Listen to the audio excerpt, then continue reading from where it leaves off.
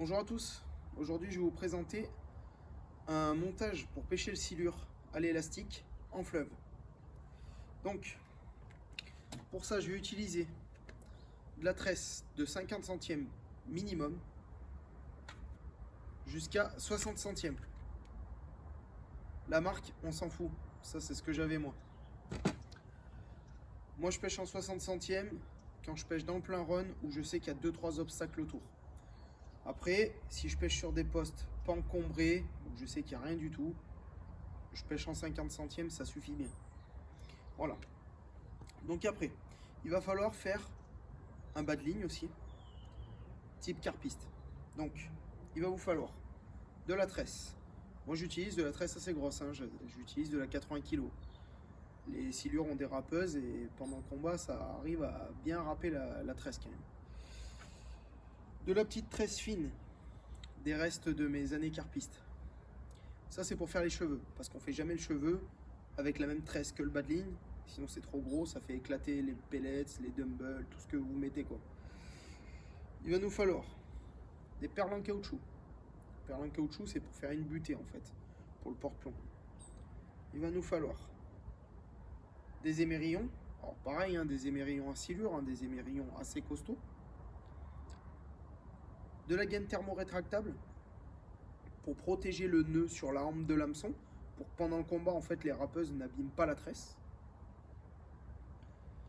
J'utilise aussi souvent, c'est des petites olivettes, ça c'est pareil, c'est dans le rayon carpiste, qui se mettent sur le bas de ligne en fait, pour bien plaquer votre bas de ligne au fond, et puis ça vous permet de pouvoir pêcher avec des bouillettes flottantes, avec des dumbbells flottants, des montages bonhomme de neige, tout plein de trucs. Mais moi, même si je pêche en fond, je pêche avec ça, ça sert à bien plaquer la tresse. On utilise des grosses tresses, donc c'est bien de la laisser plaquer bien au fond. Des stop flottes. Alors le stop flotte, je l'utilise pour mettre sur le cheveu, en bas du cheveu, pour bloquer mes appâts en fait. Et je l'utilise aussi pour faire un montage autoférant. J'ai remarqué, après pas mal de pêche, que le montage de fuite, je fais beaucoup de ratés. Montage autoférant, je fais à peu près 9 touches sur 10, ça sort. Et enfin des hameçons. Donc j'utilise des 1-0 et des 2-0, suivant la grosseur de mes appâts.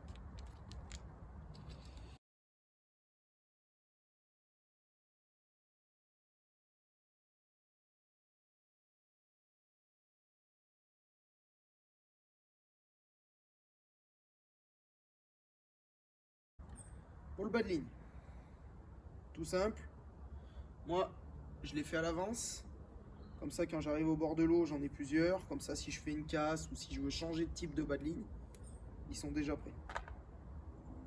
Donc, un bas de ligne, moi j'utilise des bas de ligne assez longs quand même, je pêche en rivière, j'aime bien les bas de ligne. De la gaine thermo sur l'arme de l'hameçon et un cheveu en tresse très fine. Voilà, ça se présente comme ça.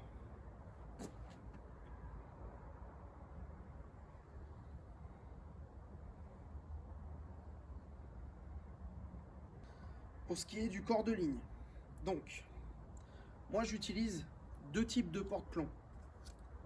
Alors, le porte-plomb classique, une agrafe plomb classique avec une tétine pour la carpe.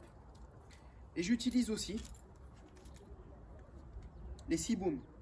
Les Seaboom, c'est vendu en rayon silure. Ça sert à pêcher au cassan et puis aussi au plomb. Donc j'utilise ça aussi. J'utilise les deux. Donc ça, c'est le Seaboom. Ça, c'est l'agrafe plomb basique carpe. Mon montage, ça ressemble à ça. Donc, l'hameçon avec le cheveu.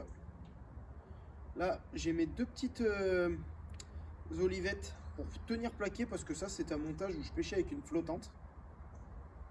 Hop, ma grosse tresse à bas de ligne, mon émerillon, la perle en caoutchouc, mon Seaboom et mon stop flotte. Stop flotte, Seaboom, perle en caoutchouc, l'émerillon, ma tresse à bas de ligne. En l'occurrence, là, c'est une tresse gainée. Mes 2 petites olivettes. Et mon hameçon avec mon cheveu. Vous pouvez voir, celui-là, il a déjà fait un combat. La tresse, elle a été bien raclée par les dents du silure. Donc, voilà pourquoi on met de la gaine thermo. Pour ce qui est du plomb, donc, moi, je pêche en fleuve. Donc, je pêche avec des gros plombs. Je descends jamais en dessous de 200 grammes parce que le fleuve ne me le permet pas. Et en plus de ça, l'avantage d'avoir un gros plomb, c'est l'avantage de faire un autoferrant. Ça fait déjà un poids pour rentrer un peu l'hameçon dans la bouche avant de prendre contact. Donc, par contre, une petite astuce.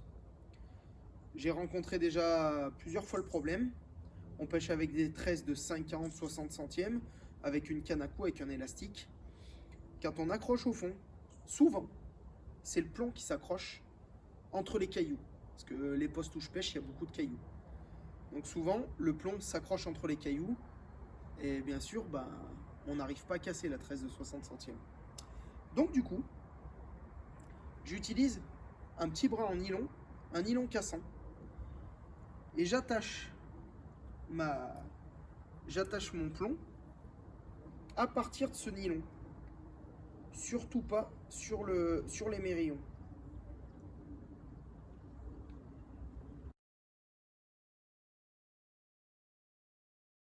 Comme ça, si le plomb s'attrape dans les rochers, quand vous tirez fort, hop, c'est le brin qui casse, le plomb reste au fond.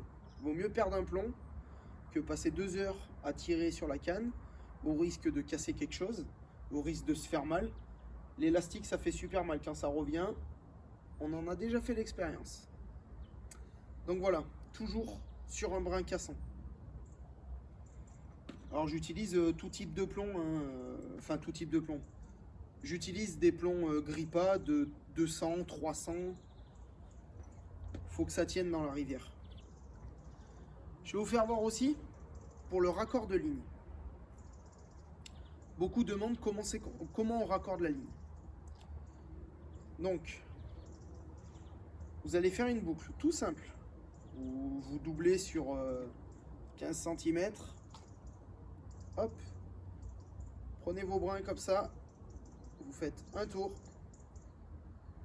Hop, ça vous donne ça. Ça, c'est ma boucle d'extrémité. Ça, c'est la boucle que j'ai créée. Je la tourne une fois. Hop, comme ça. Je repasse ma boucle d'extrémité à l'intérieur. Je me retrouve avec un nœud en 8 que je viens serrer très fort.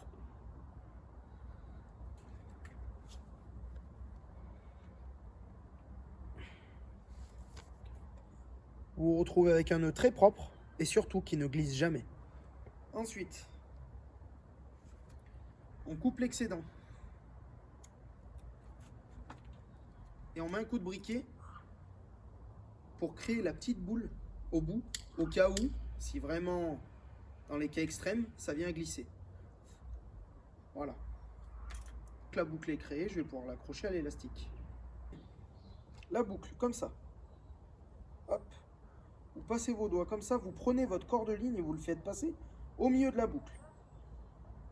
Vous vous retrouvez avec quelque chose comme ça. Vous passez le nœud araignée au milieu de cette anse. Hop, passez bien derrière, vous vous mettez bien sur votre protection en tissu et vous tirez. Voilà, votre ligne est attachée, ça peut tirer, il n'y a pas de problème. La boucle, passez vos doigts comme ça, hop, on récupère le corps de ligne et on le fait passer comme ça. Ok? On garde ça ouvert, on le passe par-dessus le nœud araignée et on vient serrer comme un lasso. Hop. Et je viens bien serrer sur ma protection en tissu. Et là, vous pouvez serrer tant que vous voulez. Plus ça va tirer, plus ça va serrer. Il n'y a aucun risque que ça se défasse. Voilà les amis, j'espère que j'ai répondu à toutes vos questions. N'hésitez pas à rentrer sur le groupe Le Silure à l'élastique. On sera ravis de vous répondre à toutes vos questions et surtout n'hésitez pas à partager vos expériences avec nous.